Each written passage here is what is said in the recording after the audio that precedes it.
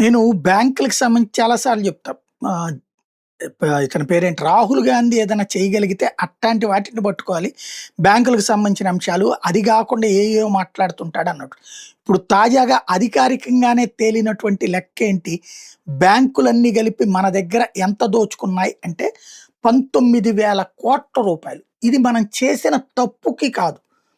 ఇప్పుడు మొన్న ఈ మధ్య నేను ఇట్లాంటి వీడియో చేసినప్పుడు కొంతమంది బ్యాంకింగ్ ఉద్యోగులు మరి బ్యాంకులు ఎట్టా బతుకుతాయి? సిబ్బంది జీతాలు ఇయన్నీ అని.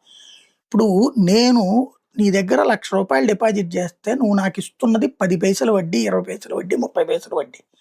7 ఏళ్ళు ఉంచితే కూడా 6% వడ్డీ ఇస్తున్నావు. అదే నేను నీ దగ్గర అప్పు తీసుకుంటే 12%, 15% ఇట్లా ఏస్తున్నావు. హౌసింగ్ లోన్‌కి ఒక రేటు, హౌసింగ్ లోన్‌కే కొంచెం తక్కువుంటది. కార్ లోన్‌కి రేట్ ఎక్కువే, బిజినెస్ లోన్‌కి రేట్ ఎక్కువే, వ్యవసాయ లోన్‌కి రేట్ ఎక్కువే. కాపోతే వేరియేషన్స్ ఉంటాయి. ఏదైనా సరే నాకిచ్చే డబ్బుల కంటే గూడా నువ్వు తీసుకునే వడ్డీ ఎక్కువే.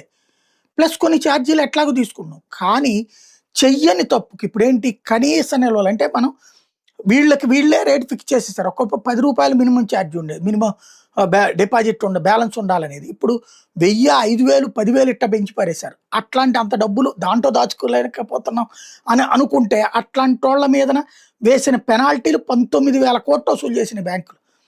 అలాగే ఖాతాదారుల నుంచి 11,000,00,00,000 ప్రైవేట్ రంగ బ్యాంకులు వసూలు చేస్తే, ప్రభుత్వ రంగ బ్యాంకులు కూడా మేము పోటీ పడుతున్నామంటే 8,000,00,00,000 వసూలు చేశారు. పార్లమెంట్‌కి నిర్మలా సీతారామన్ చెప్పినట్లు లిఖితపూర్వక సమాధానం. అంటే జనాల్ని పిండి పాడేశారు. ఏంట్రా అంటే మనం చేసిన తప్పు వాడు చెప్పినంత డబ్బులు అందులో ఉంచనందుకు. ఇదెక్కడ దౌర్భాగ్యమో అర్థం కాదు.